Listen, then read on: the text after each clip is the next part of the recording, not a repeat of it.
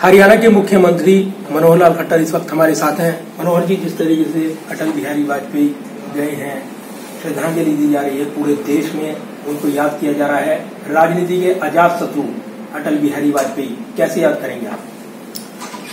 देखिए, अटल जी के जाने से बहुत बड़ी रिक्तता आई है और मैं समझता हूं कि अटल जी का एक अलौकिक एक प्रकार का एक व्यक्तित्व था, अनोखा व्यक्तित्व था और उनके व्यक्तित्व का मुकाबला नहीं हो सकता। हमेशा ही वो देश और समाज की बात सोचते थे, समाज के भविष्य के बारे में हमेशा चिंता करते थे।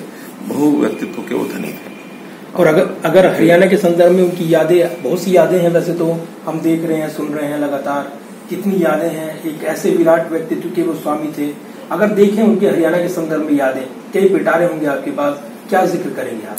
देखिए, कई बार हमको बड़ी कठिनाइयां आती थी तो हम अटल जी के पास जाते थे, उसमें से बहुत रास्ता निकाल देते थे।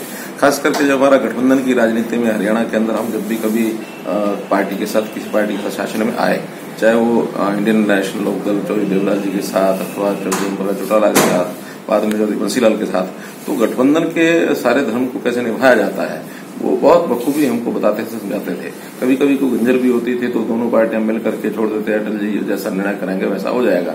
मुझे ध्यान में है कि एक बार हमारी इंडियन नेशनल लोकदल के साथ जो लोकसभा की सीटों के बंटवारे में एक सोनीपत की सीट फंस गई थी। तो सोनीपत की सीट कई दिनों तक जब उसका कोई समझौता नहीं हुआ तो दोनों ने ऐसा विचार किया और एक निर्णय किया कि अटल जी के पास चलते हैं, जो वो कह देंगे तुरंत कर देंगे।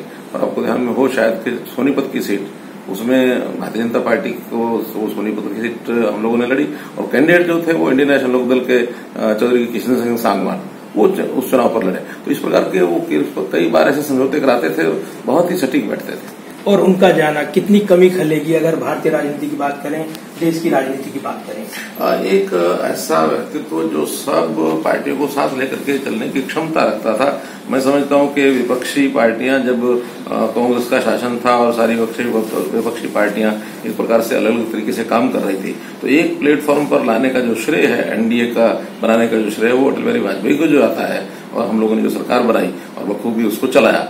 आज भी उसी संदर्भ में जब कभी पार्टियां अलग अलग विचार रखती हैं लेकिन फिर भी एक कॉमन प्लेटफॉर्म पर जाती हैं, तो वही बातें, वही सिद्धांत जो अटल जी बताया करते थे, उनके ऊपर हम काम करते हैं। मुख्यमंत्री जी, ये सवाल पूछना लाजमी हो जाता है, मौजूदा दौर की सियासत की बात करें, अजात शत्रु की बात करें, अटल बिहारी वाजपेयी की बात करें, वो कोई भी पार्टी नहीं थी, अलग विचारधारा का कोई दल नेता नहीं था जिसने श्रद्धांजलि न दी हो, उनको याद न किया हो। मौजूदा दौर की सियासत में ऐसा कम ही दिखाई देता है। क्या फर्क आया है इस दौर की सियासत में, जो वाजपेयी जी की थी और जो मौजूदा दौर की सियासत है? नहीं, मैंने बताया ना कि भी एक समन्वय बैठा करके कैसे देश हित में काम किया जाए, ये उस समय था। उनकी बातों को लेकर के आज भी हमारे नेता उन चीजों पर आगे चलते हैं, बढ़ते हैं।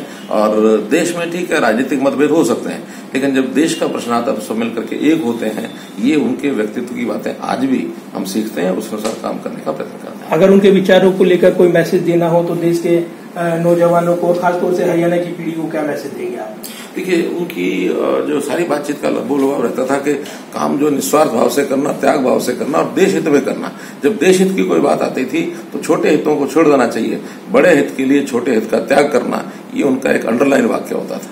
धन्यवाद बात करने के लिए। और हरियाणा के मुख्यमंत्री मनोहर लाल खट्टर जिस तरीके से पूर्व प्रधानमंत्री अटल बिहारी वाजपेयी को श्रद्धांजलि दे रहे थे, उनके विचारों को याद कर रहे थे, कई बड़ी बातें वो कह रहे थे, साथ ही युवा पीढ़ी को, हरियाणा वासियों को ये मैसेज भी दे रहे थे कि उन्होंने सियासत को किस तरीके से बदला है और उस बदलाव के लिए उन्होंने क्या क्या जतन किए हैं, कितना संघर्ष किया है। कैमरामैन विदर्भ के साथ प्रदीप कुमार, टोटल न्यूज, दिल्ली।